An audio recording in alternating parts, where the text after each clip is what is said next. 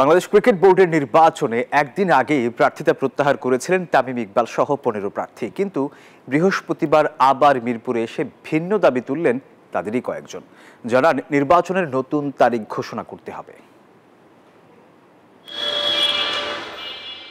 Bangladesh cricket বোর্ডের নির্বাচনী দৌড়ে শুরু থেকেই ছিলেন একাধিক হেভিওয়েট প্রার্থী, কিন্তু মনোনয়ন প্রত্যাহারের শেষ সময়ের আগেই হঠাৎ করেই নাটকীয় মন নেয় পরিস্থিতি। বুধবার দুপুরের মধ্যে জাতীয় দলের সাবেক অধিনায়ক তামিম ইকবাল সহ 15 জন একে একে প্রার্থিতা প্রত্যাহার করে নেন।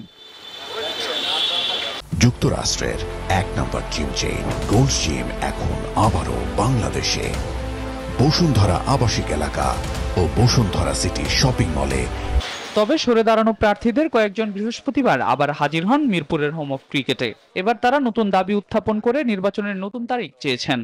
এখন যে এক্সিস্টিং বোর্ড আছে, সেই বোর্ডটা কিন্তু ইচ্ছা করলে এটা রুলস রেগুলেশনে যেটা আছে সেটা কিন্তু এটার মেয়াদ কিন্তু বাড়িয়ে দিয়ে কিন্তু অনেকটা সমাধান করা যেতে পারে।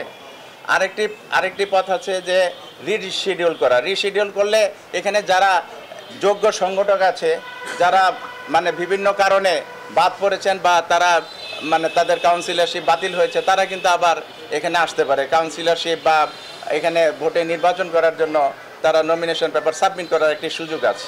শুধু তাই নয়, প্রয়োজনে অ্যাডহক কমিটি গঠন করে ক্রিকেট চালানোর প্রস্তাবও দেন রফিকুল ইসলাম বাবু। অ্যাডহক কমিটি করেও কিন্তু কিছুদিন চালানো যেতে পারে, কিছুদিনের জন্য।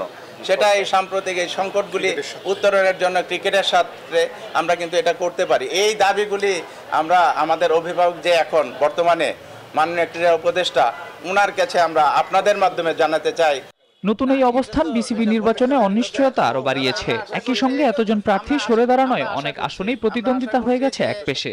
নির্বাচন পেছানোর দাবি মানা হবে কিনা সেটাই এখন বড় প্রশ্ন। আমাদের সব কথা উনি যখন ডাকবে তখনই আমরা। আল মাহমুদ ফাহিম, নিউজ 24, ঢাকা।